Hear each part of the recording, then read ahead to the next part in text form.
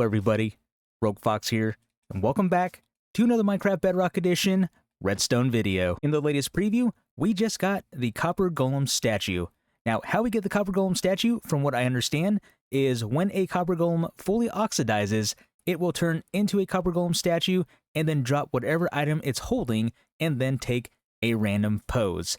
Now, that's kind of sad when you think about it, but on the bright side, once it does turn into a Copper Golem statue, we are able to get a redstone output from it depending on what pose it's in. Now, the Copper Golem statue will have 4 different poses. We have the default pose where it's just standing. That will give us a redstone output of 1.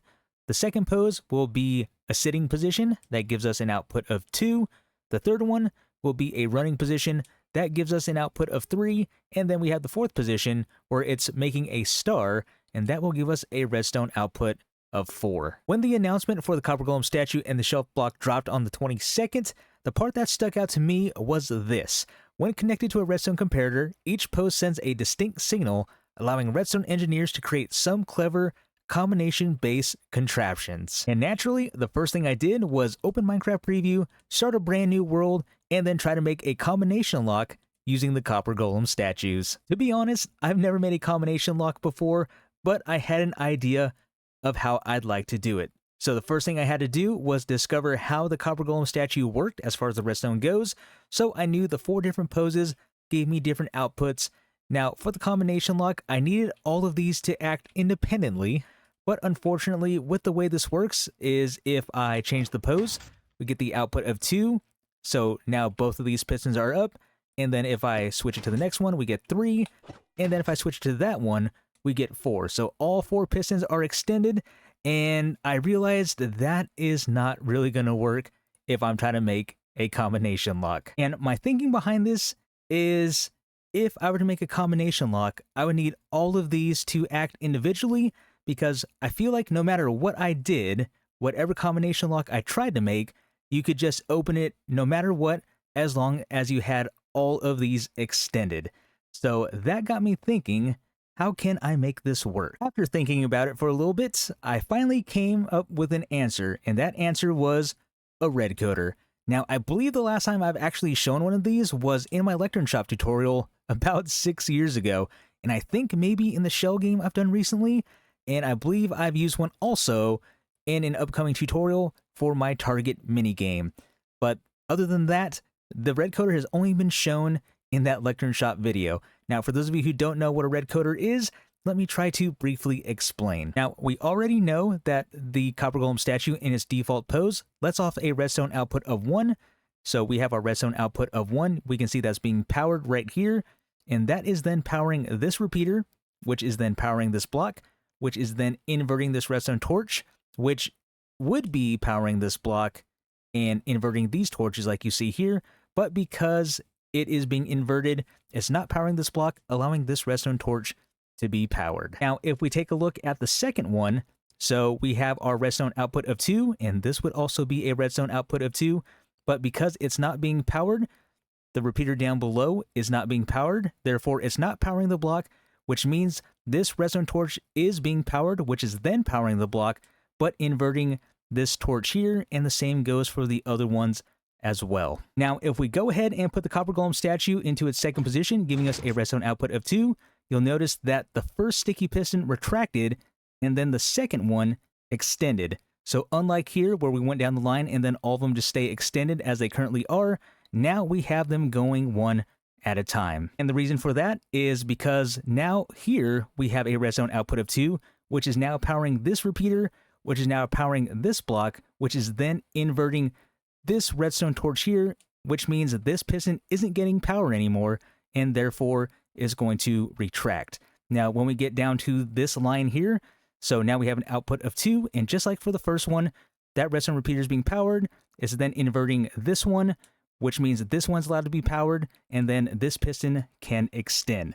So that is how the Redcoder works, and hopefully that made sense. Once I had that part figured out, it was now time to make the combination for the combination lock.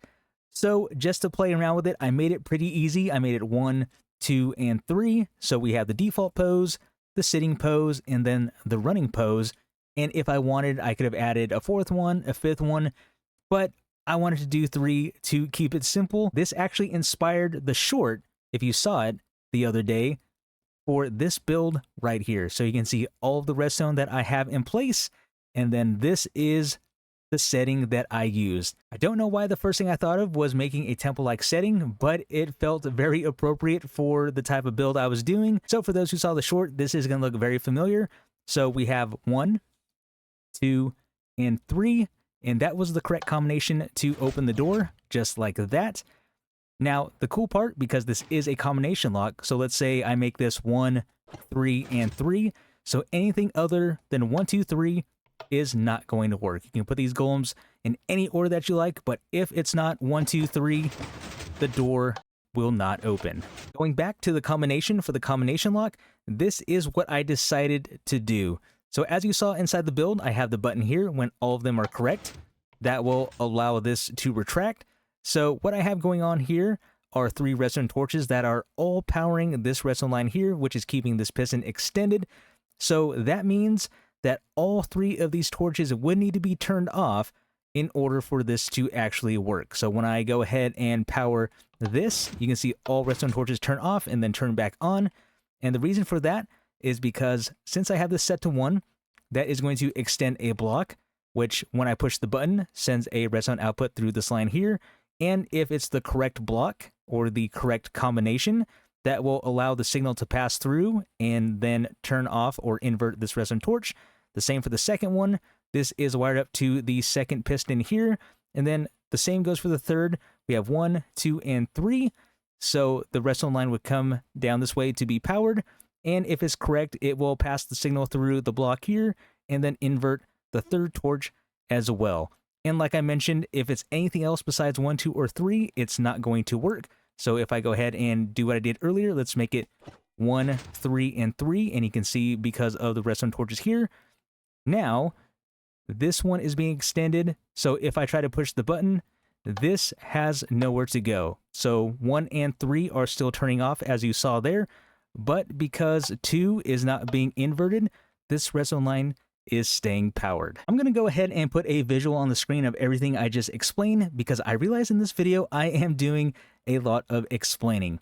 Now, originally I wanted to do a proper tutorial on this, but as you can tell, because this is a combination lock, there are a lot of different variations and factors to this, so there really wasn't a one-size-fits-all for this. So the next best thing I thought I would do is just go through my process of how I made everything work, and that way you could go back, rewatch parts, or pause things to see how I made them, and you could apply them to whatever build you like. Because, like I said, you can have 5 inputs, you can have 2, you can have 4, you may want this to go to something else.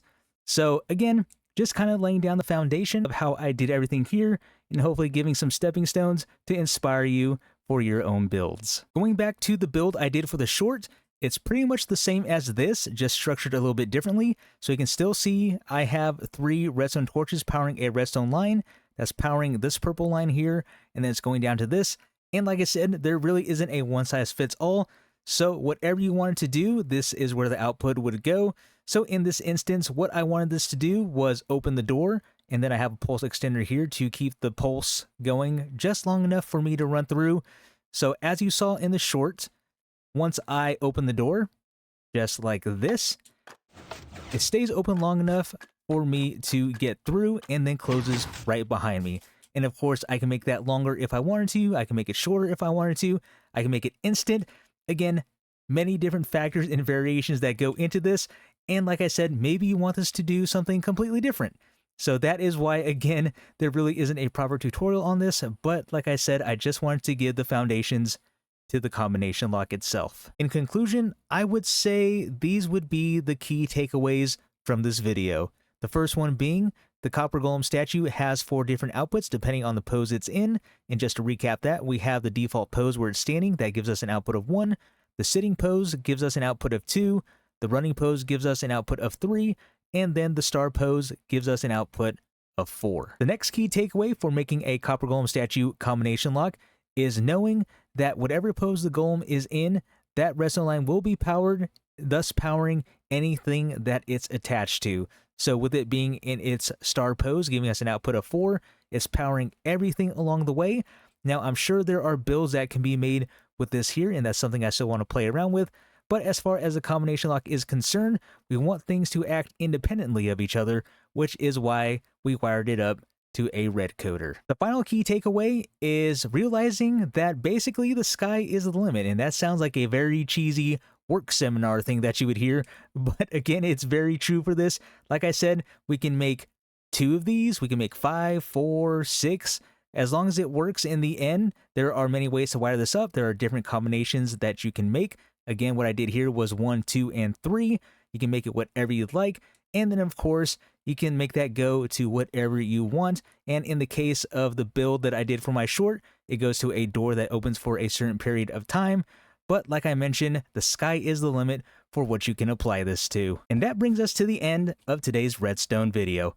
Like I mentioned throughout the whole video, it's been a different style of Redstone video. There has been a lot of explaining to do, but I felt like this was the best approach to it. As I mentioned, there really isn't a one-size-fit-all for this type of build, so I thought I would just lay out how I did everything so it can inspire you to create your own Copper Golem statue combination locks. If you like the video, be sure to like and subscribe. It really helps out the channel. And also, let me know how I did in the comments. There was a lot of explaining that I did in this video, more than normal, so I want to know how I did. Let me know down below.